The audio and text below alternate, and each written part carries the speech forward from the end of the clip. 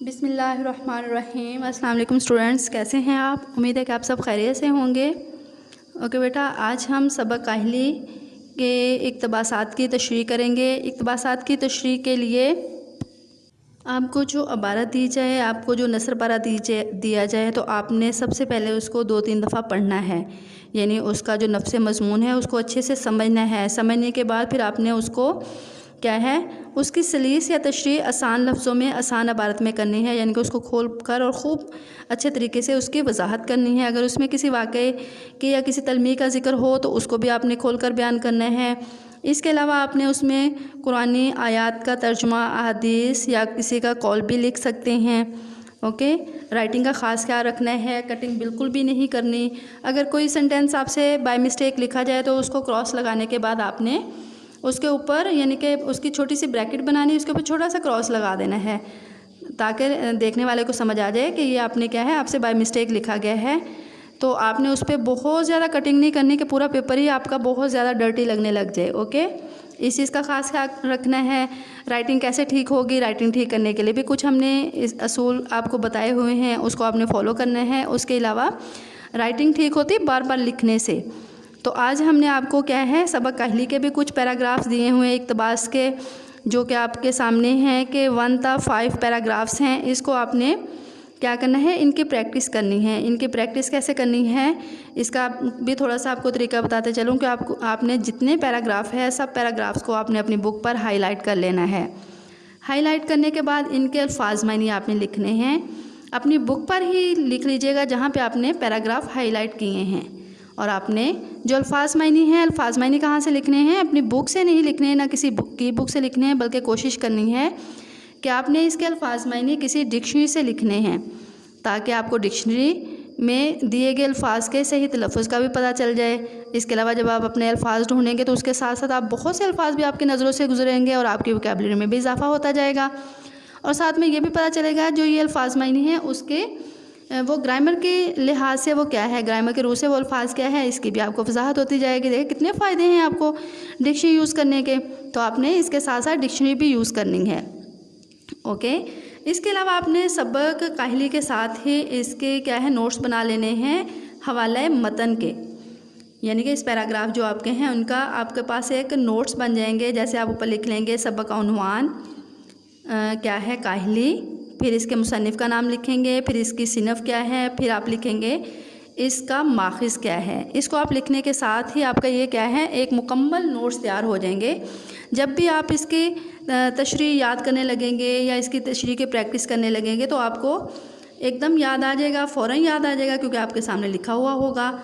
इसके पूरे नोट्स आपके पास सामने होंगे और आपको रिवीजन करने में आसानी होगी। ओके बेटा, जब आपने प्रैक्टिस करनी है तो आपने हर पैराग्राफ की अलग अलग से प्रैक्टिस करनी है। और जो आपको पैटर्न दिखाया जा रहा है, इस पैटर्न को आपने जितनी दफ़ा लिखेंगे उतनी दफ़ा क्या है, आप इसके आदी भी हो जाएंगे और आपको ये फिर भूलेगा नहीं। और आपने जब इसकी प्रैक्टिस करनी है तो ऐसे नहीं कि चले मैं इसकी लाइनिंग बाद में कर लूँगी, इसको मैं ये चीज़ इसकी बाद में लिख लूँगी। नहीं, आपने जब एक क्वेश्चन करना है तो उस क्वेश्चन को हर लिहाज से मुकम्मल करने के बाद फिर आगे निकलना है। तो सेम ऐसे ही इसको भी ऐसे ही करना है। ये आपने इसकी प्रैक्टिस करनी है। प्रैक्टिस करने के बाद एक इसी में से ही एक क्या है, पैराग्राफ है, यानी कि एक पैराग्राफ इसी सबक में से मैंने लिया है, उसकी मैंने तशरीह की है। उसको आप देखें कि आपने तशरीह बाकी जो पैराग्राफ उनकी प्रैक्टिस कैसे करनी है। सबसे पहले आप लिखेंगे इक़्तिबास। इक़्तिबास के लिए आप ऐसे ही इक़्तिबास लिखेंगे जैसे कि मैंने लिखी हुई है, एक ऐसे शख्स की हालत को ख्याल करो। फिर इसके बाद आपने डॉट्स लगाने हैं। डॉट्स लगाने के बाद फिर आपने लिखना है वज़ादार वहशी होता है। ये पैराग्राफ ऐसे ही लिखना है, पूरा पैराग्राफ उठा के नहीं लिखना, क्योंकि हमारे पास इतना टाइम नहीं होता बेटा कि हम अपना सारा टाइम पैराग्राफ को ही दे दें, इक़्तिबास को ही दे दें। क्योंकि ये तो ऑलरेडी हमारे सामने, या तो बुक अगर मैंने दिया है तो आपके पास सामने बुक होगी, अगर आपको पेपर में आया है तो पेपर आपके सामने होगा, तो इसलिए इसको लिखने की ज़रूरत नहीं है। आप वहाँ पर अंडर किए हुए लफ्ज़ को देखकर आप अपना काम कर सकते हैं। फिर लिखेंगे हवाला मतन। इस सबक का उन्वान लिखेंगे सेम ऐसे ही, काहली, फिर मुसन्निफ़ का नाम लिखेंगे सर सैयद अहमद ख़ान, सिनफ़ है इसकी मज़मून, माखिज़ इसका है मक़ालात सर सैयद हिस्सा पंजुम। इसको भी ऐसे ही लिखेंगे। इसके अलावा जो इसके दरमियान में मैंने ख़त्मे की अलामतें लगाई हैं, डॉट्स लगाए हुए हैं, तो इसको भी आपने बिल्कुल सेम ऐसे सीधे ही लगाना है, ये भी टेढ़े नहीं होने चाहिए। इसके बाद आप लिखेंगे ख़त कशीदा अल्फाज के मायने, ये बिल्कुल दरमियान में लिखते हुए इसको अंडरलाइन करेंगे। फिर आप लिखेंगे अल्फाज मायने, ऐसे ही लिख के दरमियान में लाइन लगाएंगे, जो कि अक्सर हम भूल जाते हैं लाइन लगाना, लेकिन जब आप बार बार लगाओगे तो आपको ये भी नहीं भूलेगा और आप इसके भी बहुत अच्छे से आदी हो जाएंगे। फिर इसके बाद आप लिखेंगे अल्फाज लिखने के साथ ही आपने मायने लिखना है। ऐसा ना हो कि सारे अल्फाज लिख लें और फिर इतनी जल्दी में आप लिखें और किसी का मायने किस में और किसी का मायने किस में लिख दें, ऐसा नहीं होना चाहिए। जो अल्फाज हो उसी का मायने हो। इखराजात खर्च, चंदा, ज़रा या थोड़ा, लाखराज दार, महसूल ना देने वाले यानी कि टैक्स ना देने वाले, माइल होना, मतवज्जो होना, कुमारबाजी जुआ खेलना, फवाड़ बदसलीका, वज़ादार मुहज़्ज़ब। यहाँ तक देखिए, अब अपने पूरा पैटर्न इसी को फॉलो करना है, यहाँ से लेके ऊपर इक़्तिबास से लेके मुहज़्ज़ब लफ्ज़ तक। जैसे ही मैंने मार्कर का इस्तेमाल किया है और पेन का इस्तेमाल किया है, आपने भी सेम ऐसे ही करना है और इसमें यानी कि कुछ भी नहीं छोड़ना। अब हम कर रहे हैं तशरीह। तशरीह के बारे में भी थोड़ा सा सुन लें कि जब आपने तशरीह करनी है तो तशरीह में आपने मुसन्निफ़ का मुख्तसर सा तारुफ़ ज़रूर लिखना है और जब तारुफ़ लिखेंगे उसका और उसके साथ जो पैराग्राफ है उसका रब्त होना चाहिए आपस में। ऐसे ना हो कि आप पैराग्राफ लिखें यानी कि इनका तारुफ़ लिखें, तारुफ़ से नेक्स्ट लाइन से आप नेक्स्ट पैराग्राफ शुरू करें, ऐसा नहीं करना। आपने जहाँ से अपना तारुफ़ ख़त्म किया है वहीं से आप इसका यानी कि इसकी सलीस, इसकी तशरीह स्टार्ट करेंगे। ओके, इसकी तशरीह है, सर सैयद ख़ान एक मुसल्लह और ममार कौम के अलावा आला दर्जे के मुसन्निफ़ भी थे।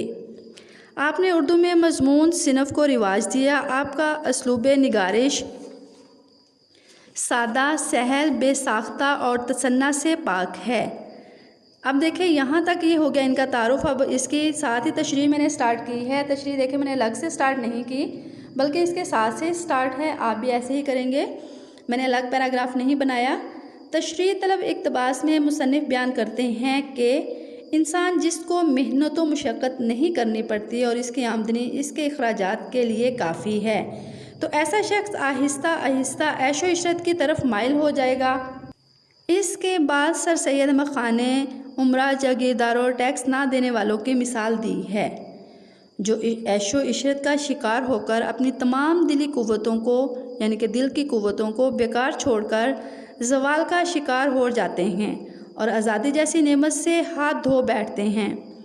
इमाम गज़ाली का फरमान है कि ज़्यादा खुशहाली और ज़्यादा बदहाली दोनों बुराई की तरफ ले जाती हैं। अब देखें, इसको आपने क्या है, आपने इसको मार्कर के साथ जैसे मैंने लिखा हो ऐसे ही कोई भी आपकी कोटेशन आ जाए तो आपने उसको मार्कर से लिखना है। इसी तरह ववैन में और ख़त्मे के अलामा लगाते हुए इसको ख़त्म करना है।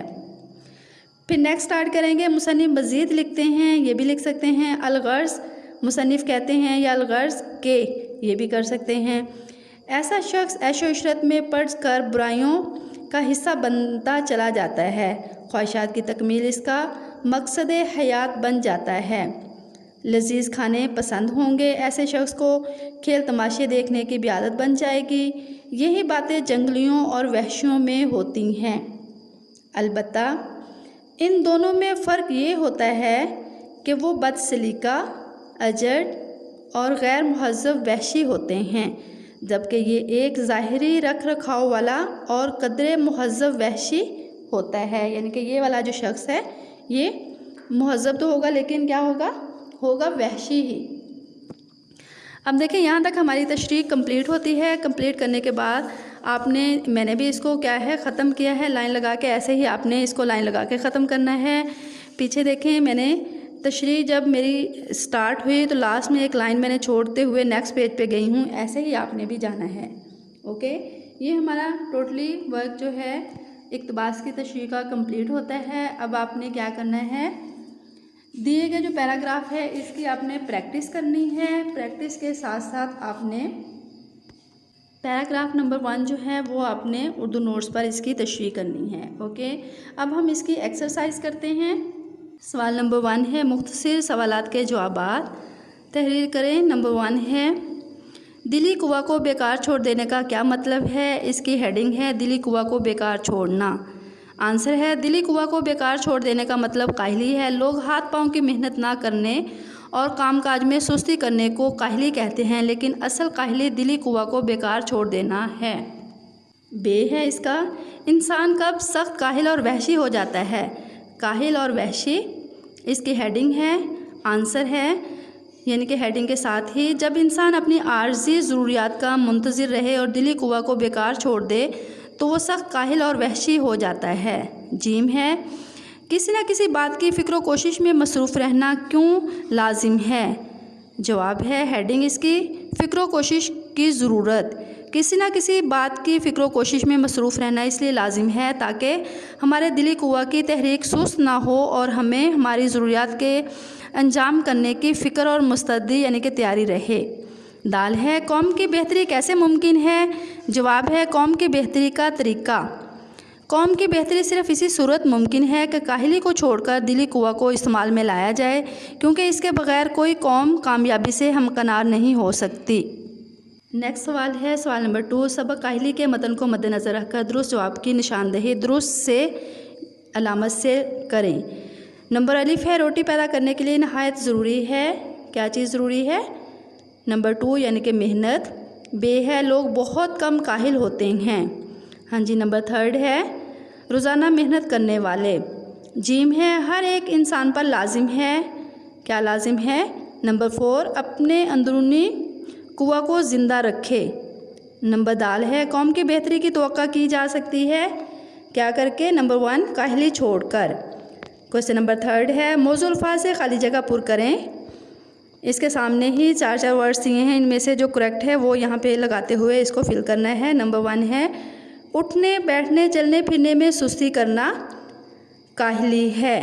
क्या इसमें आएगा? काहली। जब उसके दिली कुआं की तहरीक सुस्त हो जाती है और काम में नहीं लाई जाती तो वो अपनी हैवानी खसलत में पड़ जाता है। किस में पड़ता है? हैवानी खसलत। यहाँ पे क्या आएगा? हैवानी खसलत। जीम है, हमारे मुल्क में जो हमको अपने क़ुव्वत दिली और क़ुव्वत अक़ली को काम में लाने का मौका नहीं रहा है, इसका भी सबब यही है कि हमने क्या इख्तियार कर ली है? काहली। इसमें क्या आएगा? काहली इख्तियार कर ली है। किसी शख्स के दिल को डैश पड़ा रहना नहीं चाहिए, बेकार। इसमें क्या आएगा? बेकार पड़ा रहना नहीं चाहिए। सवाल नंबर 4 है, दर्ज से अल्फाज के मुतज़ाद लिखें। नंबर 1 है काहली, इसका मुतज़ाद क्या है? चुस्ती। इसके भी आप कॉलम बनाएंगे, एक में अल्फाज लिखेंगे और दूसरे मुतज़ाद लिखेंगे। नंबर 1 है काहली, चुस्ती, अक्ल, बेअक्ली, आर्जी, मुस्तकिल, वहशी, मुहज़्ज़ब, शक, यकीन, मसरूफ़, फारिग। ओके। नेक्स्ट है हमारा जीम।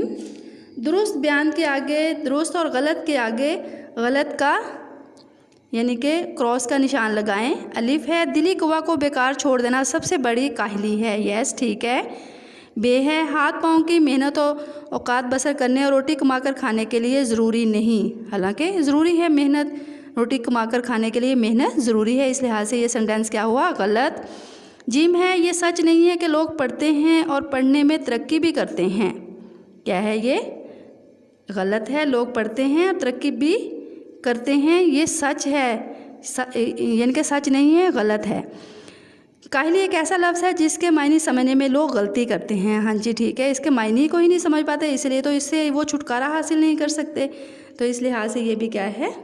दुरुस्त है ये सेंटेंस। अराब लगाकर दुरुस्त लफ्ज़ वाज़िया करें। नंबर 1 है काहिल, काहिल। नंबर 2 है कुवा, काफ के ऊपर पेश होगी, छोटे ये के ऊपर खड़ी ज़बर। तबीयत, पे के नीचे ज़ेर, तोई के ऊपर ज़बर। तहरीक, क्या होगा? तहरीक नहीं, इसको पढ़ना क्या है? तहरीक, ज़बर के साथ। रफ़ा, क्या है? रफ़ा। ओके। अब है क्वेश्चन नंबर हमारा 7। सर सैयद ने इस मज़मून में 2 तरह की काहली में फ़र्क किया है।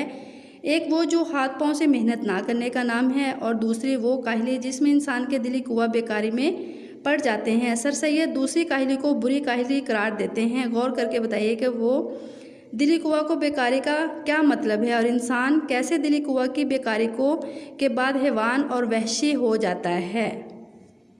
जी, इसका आंसर है अल्लाह ताला ने इंसान को अक्ल और शऊर जैसी अजीम नेमत से नवाजा है। अक्ल और समझ की बिना पर अल्लाह ताला ने इंसानों को अशरफुल मखलूक़ात के ओहदा जलील पर सरफराज किया है। इंसान अपनी अक्ल से काम लेकर बड़े से बड़े वहशियों को ज़ीर कर सकता है, बड़े बड़े पेचीदा मसाइल को अपनी अक्ल और समझ से सुलझा सकता है। अगर एक इंसान अपनी अक्ल को पसे पुश डाल दे और बवक्ते ज़रूरत अक्ल को इस्तेमाल में लाने की बजाय तसाहिल से काम ले तो इस इंसान और एक वहशी जानवर में कोई फ़र्क नहीं रह जाता। नेक्स्ट क्वेश्चन है क्वेश्चन नंबर 8। क़ुव्वत अक़ली वो इंसानी सलाहियत है जो हर शय, हर मुश्किल, हर मसले को सुलझने और सुलझाने का के काबिल एतमाद ज़रिया है। किसी ऐसे मसले की निशानदेही करें जिसे आपने अपनी अक्ल से या अपनी अक्ल की मदद से सुलझाया हो। अब आप ये बताएंगे या मुझे ओरल बताएंगे कहाँ पे हमारे अपनी वीडियो बना के यानी कि अपनी ऑडियो बना के आप मुझे सेंड करेंगे, उस पर व्हाट्सएप पे सेंड करेंगे। ओके, नेक्स्ट है हमारा मज़मून। अगरचे ये हमारा सबक क्या था इनका, काहली जो इन्होंने तहरीर किया सर सैयद ख़ान ने, ये सिनफ़ के लिहाज से मज़मून था। मज़मून के बारे में देखिए कि मज़मून का लफ्ज़ अपनी असल के एतबार से अरबी है जिसके लगवी मानी है ज़मन के लिए हैं। किसी मुक़र्रर मौजू पर अपने ख़यालात, जज्बात, तासरात का तहरीरी इजहार मज़मून कहलाता है। दुनिया के हर मामले, मसले या मौजू पर मज़मून कलमबंद किया जाता है। मज़मून की एक ख़ास तरतीब होती है। सबसे पहले मज़मून का तारुफ़ करवाया जाता है, फिर इसकी हमायत या मुखालफत में दलाइल दिए जाते हैं, बहस की जाती है और आखिर में इस बहस का नतीजा भी अख़ज़ किया जाता है। मज़मून आमतौर पर मुख्तसर होता है और मौजू के चीदा पहलू पर दिलचस्प पैरा में इजहार ख्याल किया जाता है। यूँ तो मज़मून की कई किस्में हैं। इल्मी मज़मून यानी ये इसके मौज़ूआत है जिस पर मज़ामीन लिखे जा सकते हैं। इल्मी, तारीख़ी, तनकीदी, स्वानही, फ़लसफ़ियाना, साइंसी, इस्लाही, अदबी, तहम अदब में हल्के फुल्के अंदाज में लिखी गई इस तहरीर को मज़मून कहा जाता है जिसमें कहानी ना हो, ख़यालात, तासरात और जज्बात हों। मज़मून की इस तारीफ़ को मद्देनज़र रखते हुए क्या है, आपने ये वाला जो काहली सबक है इसको पढ़ना है और देखना है कि इस मज़मून में क्या बयान हुआ है, यानी कि इस सबक को आपने रीड आउट करना है। अगर कोई MCQs भी आ जाए तो आप आसानी कर सकें। ओके, हमारा ये सबक कंप्लीट होता है। अब जो आपको काम दिया गया है आपने वो काम कंप्लीट करना है, यानी कि इक़्तिबास की तशरीह, पैराग्राफ नंबर 1 के और सवालात के जवाबात और मुसन्निफ़ के तारुफ में से 5 MCQs आपने अपनी नोट्स पर ये सारा काम करना है। और उसके अलावा आपने दिए गए पैराग्राफ की जो तशरीह है उसकी दोहराई करनी है और इसकी एक्सरसाइज जो है उसको आपने मुकम्मल मश्क को याद करना है। ओके, बेस्ट ऑफ लक, अल्लाह हाफिज़।